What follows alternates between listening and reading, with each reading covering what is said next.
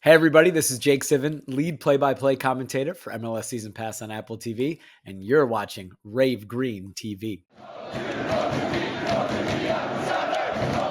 It has been a rough start to the MLS season for the Seattle Sounders with only 2 wins in their first 10 matches. Many MLS pundits predicted this team to be one of the top teams in the Western Conference. So what has gone wrong for this team to have its worst start in franchise history? I've done countless videos talking about the various issues that I think are going on for this team. So I thought in today's video, let's get someone else's opinion on this topic. I'm joined with Jake Zivin, who is the lead play-by-play commentator for MLS on Apple TV. Jake and I are gonna go in depth discussing all things Seattle Sounders from their poor start to the season. Could we see Brian Schmetzer get sacked? How can this team get back on track? And your questions from our Patreon members. If you want to get involved in our future videos and ask your questions to our special guests, make sure to go subscribe to our Patreon. The link is always in the description. Without further ado, let's jump into it. So the obvious place to start, as I introed, was talking about the team, their poor start so far this season. What have your thoughts been of the performances? Luckily, when we're recording this, they've played 10 games, so we have a pretty good sample size. It's a nice even number. We like even numbers, and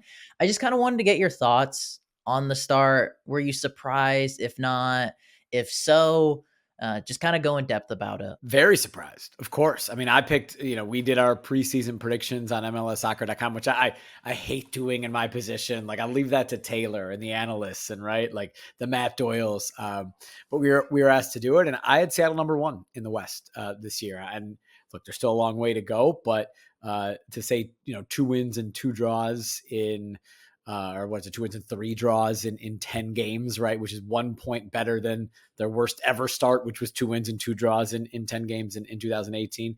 Would I've expected that? No, of course not. I thought Seattle were going to be rolling this year.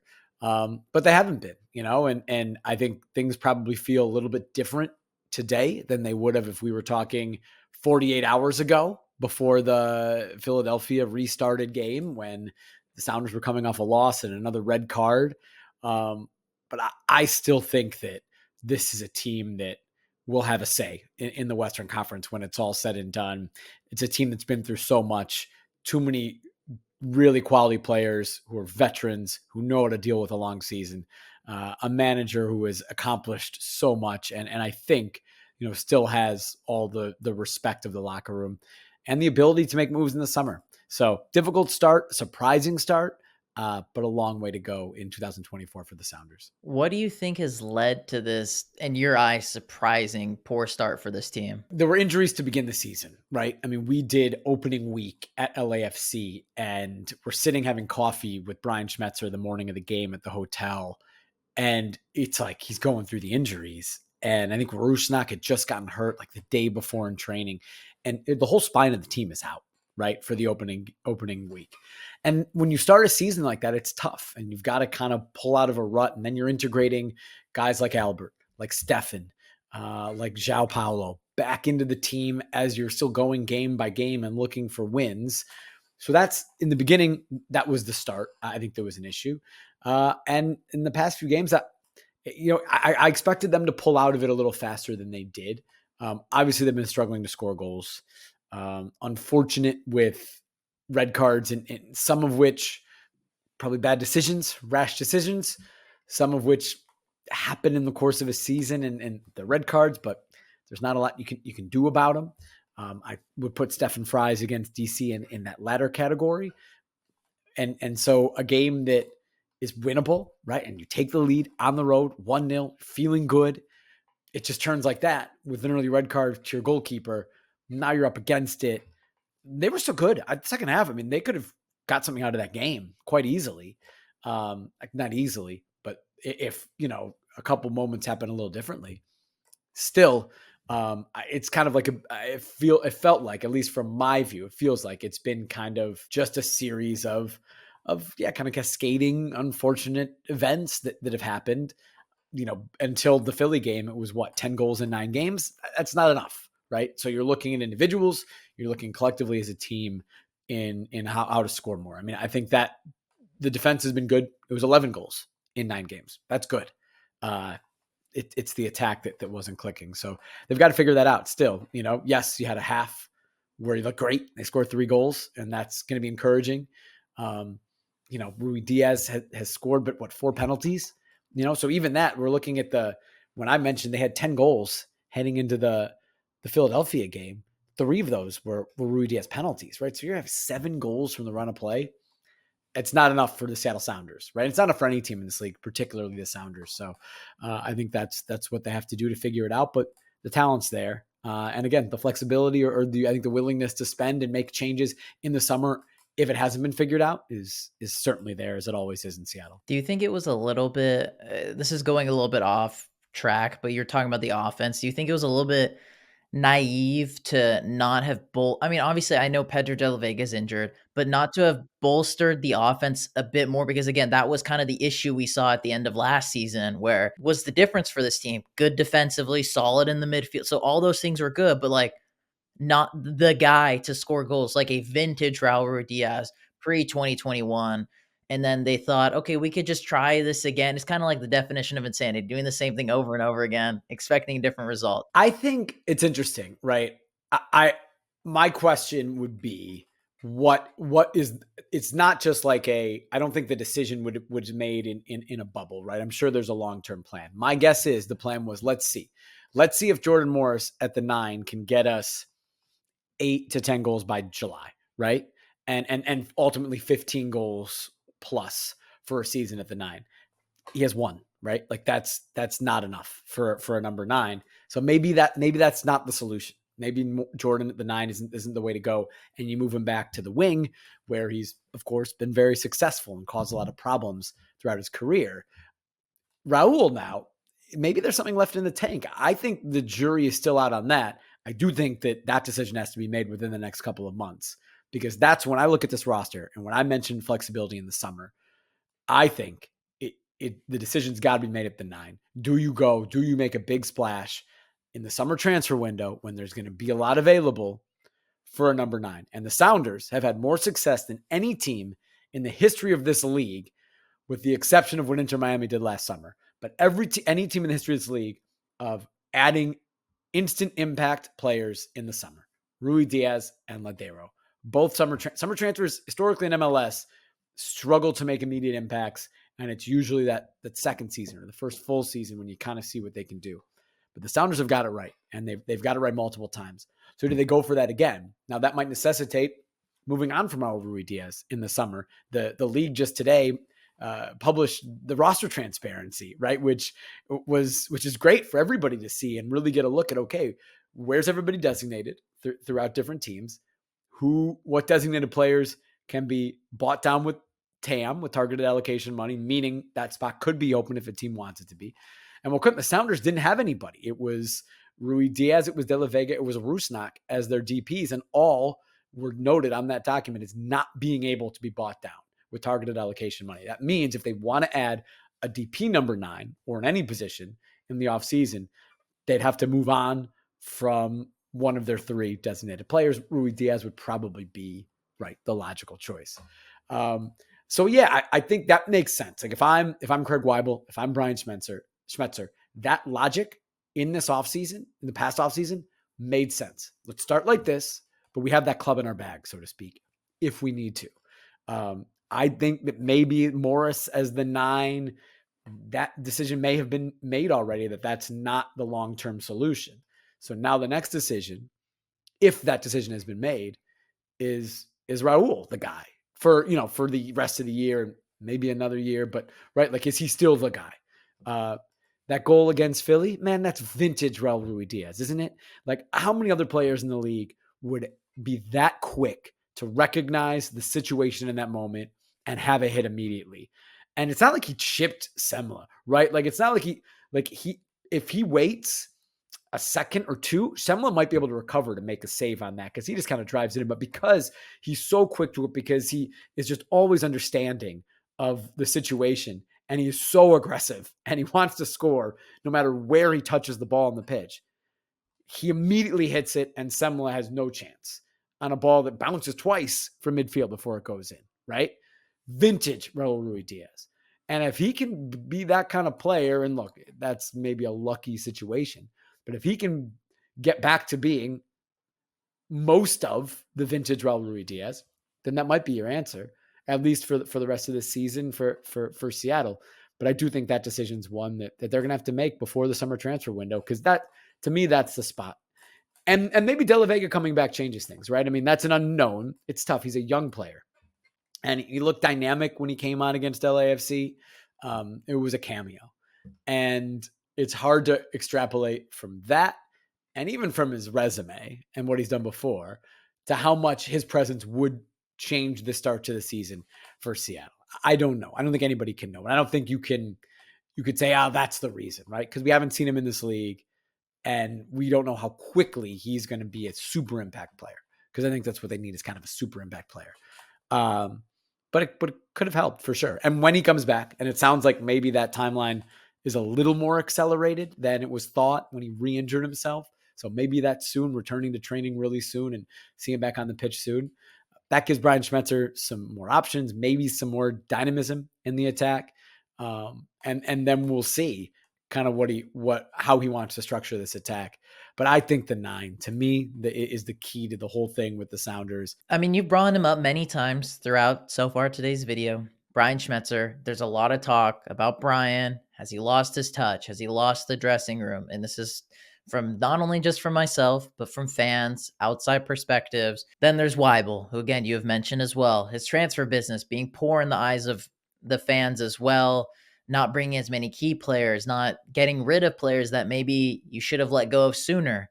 And then as well, for some of these players, haven't been able to be the guys that we've hoped them to be. For you, what has kind of been with these 3 pillars, these 3 issues, where do you see the issues lying? And or if you don't think any of these are issues, because early on you talked about injuries being one of the big problems within the tangible, within their own control from some of the things I mentioned, or maybe it's something completely different.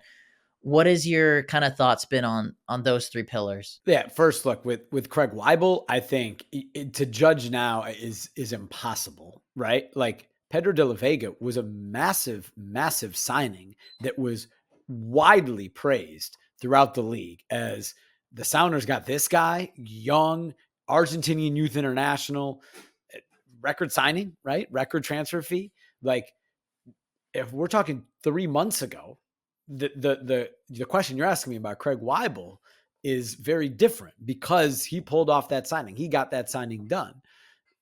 The kid hasn't played because he's been hurt. So you can't judge at all. And that, to me, is kind of the first marquee signing for him. He's got huge shoes to fill, right? Garth Lagerwey is the best general manager in the history of this league. Tim Bezbatchenko is giving him a run for his money right now.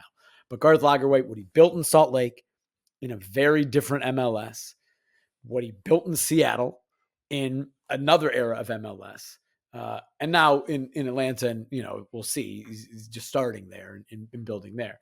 It's the biggest shoes to fill in that position in the history of this league.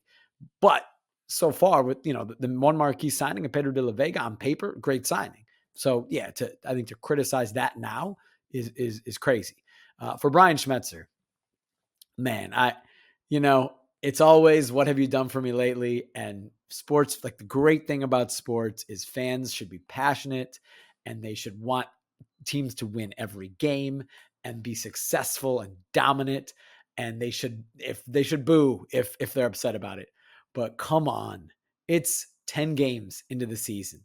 Brian Schmetzer is one of the best coaches in the history of this league.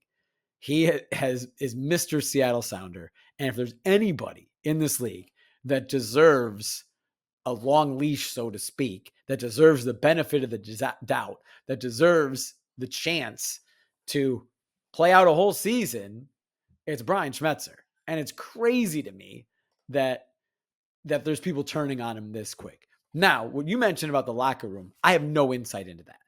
And not eventually, but that to me is when it becomes, okay, it becomes time. If a coach loses a locker room, it's really hard to get that back. Now, maybe they can get it back, but that's when, I think it's time. I think Brian Schmetzer, who is a realistic, down to earth, as realistic and down to earth of a sports figure that you will ever meet, and honest you'll ever talk to, if he thinks he loses the locker room, he'll know, and he'll realize that but I don't know. I don't think that's the case. I don't see that. You don't hear guys speaking out in the media. I mean, look at, Philly. There's been all these kind of tweets and people are reading into cryptic things. And I don't think any of that is directed at Jim Curtin, because I think Jim Curtin is loved. But there seems to be some frustration in Philly, and there really has been for almost a year, right? With the Alejandro Bedoya contract situation last year, with Kai Wagner's contract situation last year. So there's been a little bit of that discontent there. And you feel it because guys will tweet things or Instagram story things. I haven't seen any of that in Seattle. I just think for me, man, again, Brian Schmetzer, have faith in Brian Schmetzer. He has been so incredible for this whole Seattle Sounders organization for over 40 years, literally. He's won many trophies. The only manager to win CONCACAF Champions League or CONCACAF Champions Cup with an MLS team. That could change in a month if Columbus wins, but he's still the only one, is Brian Schmetzer. He's only missed the playoffs once, and it was that year. Last year, they finished second in the regular season in the West. Disappointing way to go out against LAFC, and that wasn't the best game. LAFC where, they score, they get their goal, and they sit back, and that was exactly, what they wanted to do. But I just think, yeah, come on, give them a year at least. Let them pull out of this. They've done it before. 2018, the worst 10-game start in club history. 2 wins, 2 draws in their first 10. They're 1 point ahead of that pace. They finished second in the West that year. So it's what the Sounders do. 16, they were awful midseason, and Schmetzer took over. They won MLS Cup. I don't know. I don't see it. There are so many teams in this league that would love to have a manager with the longevity and the success and the ties to the community and the passion for his club that Brian Schmetzer has for Seattle. When we look back, so we're going to go back. You brought up 2016.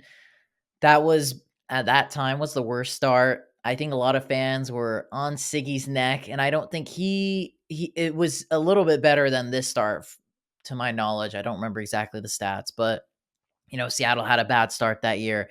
Obviously, they bring in a guy like Nico Ladero. I don't think lightning strikes twice. The reality is, I don't think there's only so many times you could do something like that, like 2016, and it can happen again. That's just my take anyway, because you brought up 2018, they didn't win MLS Cup. They had a good season, but at the end of the day, in my opinion, you gotta win it, which they were close. They played Portland, very unfortunate in that tie. But when it comes to 2016, I felt Siggy had a lot less of a leash, and I think he did a lot for the team at that time for what they were at that time. Obviously, he couldn't win an MLS Cup, but in 2016, fans were really on his throat, and I don't think it's necessarily the same case for Brian. I think it's a lot less, but to play devil's advocate, similar situation. And yes, Seattle were able to pull out an MLS Cup, but there was a coaching change. There was a big signing. Granted, could that big signing just be Pedro de la Vega being fit again at that point? Because he'll probably be back close to that timeline once. It could be that and a signing, right? So it could almost feel like 2 big signings coming in the summer. And so I will say that. Another thing is, I personally don't like always using past success into talking about the current day and time, because what happened in the past stays in the past. We've seen it with plenty of great managers, be it a Jose Mourinho, a Jurgen Klopp. The success they've had in the past, I don't think should translate to what they do currently now, in my opinion. And so with Schmetzer, when you look at the last 3 years in MLS, he hasn't been that great. Yes, they finished in second place in the Western Conference. So you mentioned, I'm just taking CCL out of it. I'm not talking about CCL. But when we talk about MLS, missing the playoffs back in 2022, finishing second in the West, yes, but it was not a great record that they did have. And again, starting off this season a bit poorly. Within the tangible stuff, I do think he has lost his touch a bit. I don't think he's that same guy he once was in MLS since 2020. I don't think because when you think about it, Seattle haven't, their only playoff win was against Dallas just last year. They hadn't won a playoff game since 2020 when they were in the final against Columbus. Their only playoff win was against Dallas. So there is some small indications of this team is trending slightly in a downwards direction when it comes to what they were able to be consistent at in the past. Because at least always making the playoffs, trying to at least get past that first round, trying to make deeper runs. But they aren't quite there yet. You're just kind of super murky in the waters with Seattle because you don't know what kind of team will come out some days. Kind of just like in that Philly game in that first half. Okay, that was a really good performance. But then the second half, it leaves you with a little distasteful taste in your mouth. Like, we were up 3-0, and honestly, we were on the ropes to have tied that game 3-3. What happened here? And so that's just to play devil's advocate to what you said. I agree, right? Like, I agree in the sense of, like, I think it's a good discussion, and it's a good debate to be had. I think you cannot take the CONCACAF Champions League out of the equation. Now, I get you want like longevity, right? But like, that's the biggest accomplishment that an MLS team has ever had, ever, right? And yes, it's a tournament. It's just a few games, but I think you have to consider that and continue, and include that in the past 3 years. 2021, second in the West. They lose that playoff game against RSL that was just like this garbage game, right? Like, RSL didn't take a shot and win on penalties, but you got to score. Like, you do, right? Especially if you're like the Seattle Sounders, right? You got to score. So it's on that. Yeah, the LAFC loss. Look, here's my thing. Now, I'm not saying that I'm not saying that you make the decision to keep Brian Schmetzer just because you think if you do, you're going to turn around and win MLS Cup this year, right? I just think if you're thinking long term, right, and if you're gonna, that kind of the next era of the Sounders is coming, and the question is, I think, who do you want to lead that, right? And like, if they make a big move in the summer, or if they make a big move in the winter, and Pedro de la Vega comes, and now you've got a designated player trio that's Pedro de la Vega, who's playing, Albert Rusnák, and a DP number 9 that's at a high level, because you assume that's who the Sounders will sign. You never know how to work out, but on paper, yeah, who do you want your manager to be for kind of like that era? And I think Brian Schmetzer should have the chance, unless he somehow loses the locker room before then, which I am not privy to knowing. But he would know, and Craig Weibel would know, and right, the players would know. I'm not necessarily saying sacking Brian is the right answer or not the right answer, because at the end of the day, like what you just said, you need to know, is it the right time for him to still be at the helm or not be at the helm? And if you want to make that decision, who would be the right person to come in for him? Because at the time when I brought up like the Siggy situation, they ended up just kind of stumbling on that diamond in the rough with Brian just ended up being the guy. Because I doubt at the time Brian was in their minds of, this guy is probably going to be our main head coach. No, at the time he was the interim head coach. He won MLS Cup, earned his spot to being like, okay, well, maybe we don't need to look for someone to replace Siggy. We have the guy right here who is under his wing the whole time. When it comes to the whole situation, be it Brian, be it Craig, be it the players, for me, I think it's a little combination of everything. Kind of like what I alluded to earlier is, for the last couple of years, I do think things have gone a little more stagnated. I'm not saying Sounders have to go every single year and win an MLS Cup, because that's not realistic. Only one team from 30 of them win an MLS Cup. But in my eyes, I just don't think this team is, cutthroat team, be it with transfers, be it with them in big games. The last couple of years, as we've seen in the past, be it for various reasons of they can't score, like you mentioned with the RSL game, be it with the LAFC game. But I feel like in years past, like when you think of like 2019, they went down to the Bank of California Stadium, as what it was called at the time. They went down 1-0. It didn't look like, okay, yeah, no, the Supporter Shield team, the favorites, they're going to go and do it. But Seattle was able to flip a switch. They had that plan B, C, and D. But I just think this last couple of years, you're seeing this team doesn't have plans B, C, and D. Like, they kind of have plan A, and if plan A doesn't work out, teams know how to beat this team. And that's what's worrying me is, I don't want this to get to a point where the team is, fighting just to scrape into the playoffs, or they're like a bottom 3 team, and the image gets tainted of this team, of Brian, of certain players. Like, I love mentioning this. I mentioned this in countless videos. It's like the Batman quote Harvey Dent once said, you live long enough to see yourself become the villain, or you die a hero. And that's what I'm worried about with, be it Brian, be it with the players, be it with Craig. I know it's early days, but you are judged with every small step and move that you take. And so far, you got Pedro de la Vega in there, but it isn't what fans were hoping for in regards to maybe shuffling and changing up the squad. Because I think for the last 2 years, this is my opinion, you could disagree with me, and I'm curious what you have to say. This team has been overdue for that rebuild to have started sooner. I feel like it's starting a little too late in my eyes. Maybe. Yeah, maybe. And like I said, it's difficult. There's contracts, right? And it's a salary cap league. And so when the MLS roster rules are so specific, right? And it is so dependent on the top of your roster and the designated player spots. And so if you're locked into contracts and you can't move them, then there's not a lot you can do until those contracts expire or until you can move them. And when you have a core that's been your core for, I mean, Nico came in 2016, right? So it was 8 seasons.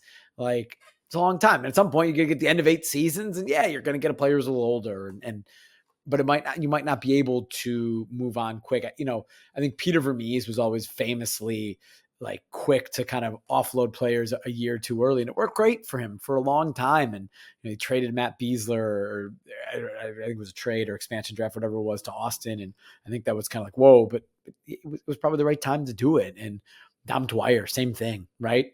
In Kansas City. But it's hard. It's hard. So I don't know. I get what you're saying. I think there could also be some. I was talking to Taylor about this. Taylor Twellman. Like, is there complacency amongst the players? 8, 9 games, 10 games into a season of this group that they've been there, they've accomplished so much. A lot of the spots are safe, right? Like, is anybody taking Cristian's spot? Is anybody taking João Paulo's spot or Yeimar's spot or Alex's spot at right back, Steph's spot? And maybe the answer is maybe for all these questions, right? But these guys are like so ingrained in the team and have been starting year in, game in, game. Like, they're entrenched starters. Are they getting pushed in training enough? So I want to move on to the final question that fans, our Patreon members, wanted to ask you about, because you mentioned it early on. You were the main commentator for the Portland Timbers for many years, so you understand this rivalry in and out, just like all of us fans do. I wanted to ask you about the Cascadia rivalry because fans have been kind of wondering, has it lost its touch just a bit? I'm not saying, I think the rivalry is still fantastic, but when you look at it, like, in regards to how the teams have been doing the last couple of years, something I've already brought up, be it with kind of how the performances go for the most part. We've seen Seattle hasn't been able to beat the Timbers, and that could be credit to the Timbers since, like, what was it, like 2017, 2018 at home. And Seattle hasn't been able to beat Portland since 2021. Like, you think about 2015, 2016, like, Portland, Seattle were constantly in the Western Conference Final, and now the teams are obviously, again, it's only 10 games so far, but they're languishing in the bottom of the league now. It's not like a Hell is Real derby and El Trafico. It doesn't feel like it's at that level. Man, I'd still remind people 2015, right? So the past 9 seasons, only 3 teams have made it to MLS Cup in the Western Conference. Yes, LAFC has been to the last 2, but for 7 years, it was Portland or Seattle. And that's only like, we're only 2 years removed from that, right? So I think that still is there. I do feel like, for whatever, I think every rivalry kind of ebbs and flows, right? And yeah, I think that it maybe doesn't feel like it has the intense hate of, to your point, when I first kind of came into it and was calling the games. 2014, 2015 were my first years. And of course, watching the games before that, and 2011, 2012, 2013, when the Timbers came into MLS, when it really, I remember watching Portland play Seattle in the A-League on Fox Soccer Channel, right? And be like, oh my God, they're crazy in these 2 cities. Like, they're like all these people going to A-League games. This is awesome. As a Chicago Fire fan, there were probably more people going to Providence Park than were going to Toyota Stadium in Bridgeview. But it doesn't, yeah, I do like that. Those games had bite, didn't they? And venom. I think a lot of that also was one, as I kind of described earlier, the 2 teams were on a different tier from everybody else, right? As far as fan support and as far as relevancy in their markets. And so that really, like, there was that competition of who was better, and it was only between them 2. I also think that they were both trying to achieve something, right? And beat the other to it. And that's winning MLS Cup. And the Timbers did it first, and then the Sounders did it, and then the Sounders did it again, and then they won CC, right? But they've achieved it, right? Like, so there's not that kind of like desperation, that the kind of newness of the rivalry that Columbus and Cincinnati are going through right now, right? Like, they're getting, like, Columbus beat Cincinnati in the Eastern Conference Final after Cincinnati won the Supporters Shield, and then the next week they won MLS Cup, right? So they have that on them, and it's fresh and it's new and it's boom. You're still the little brother because you're the new team, right? Like that's there because that's like it's the first time that's happened, right? So it's going to have more impact. El Tráfico is kind of similar, right? It's still kind of new, though LAFC is the new guys have kind of gotten the leg up in that now, right? So I think that just kind of is naturally how a rivalry is going to go. We're what 14 years into it now. This is the 14th season that the Timbers have been in MLS. We're 50 years into it, 50 seasons into it since 1975. But we're 40 or 14 years in MLS in this current version of it. So I still think, to me, it's the most special game on the calendar in the league. If it were up to me, I would want to call every Portland-Seattle game ever and let nobody else have those games. Unfortunately, won't be able to because Columbus plays Cincinnati in a week, the same weekend as Portland-Seattle. So I guess I'm revealing our schedule a little early, but we'll be in Columbus for that Eastern Conference Final rematch. Hopefully we'll be for the other two Portland-Seattle games. I don't know how the schedule will break out, but it is a special game. It's a special derby. I hope it never loses that. Does it feel like maybe there's a little less bite than 10 years ago? Maybe a little bit. But to me, it's still the most special game in the league and the most special rivalry. And it's a good thing that now it has a couple competitors. I think the only two are El Tráfico and Hell is Real. Toronto Montreal is good too. It's good. It's good for the league because, again, 10 years ago, there were no competitors, right? And that also made it special because there was nothing like it in MLS, right? But you have a better perspective. Again, to me, the supporters, they have a better perspective. I think that's the best place to end off today's video. Jake, thank you so much for coming on, and I really appreciate it. I think a lot of people are going to appreciate your insight and what you have to talk about, and that you took the time to make this happen, so I do appreciate it. And for everyone watching, do you guys agree with some of the stuff me and Jake talked about? Disagreed with what me and Jake talked about? Let me know your guys' thoughts in the comments down below. Make sure to smash the like button on today's video. Let me know if you guys want to see who else, what MLS figure or personality do you guys want to see next on the channel. So far, I'm bringing out the best guests that you guys have wanted. So let me know in the comments down below. But boys and girls, I hope you'll have a lovely day.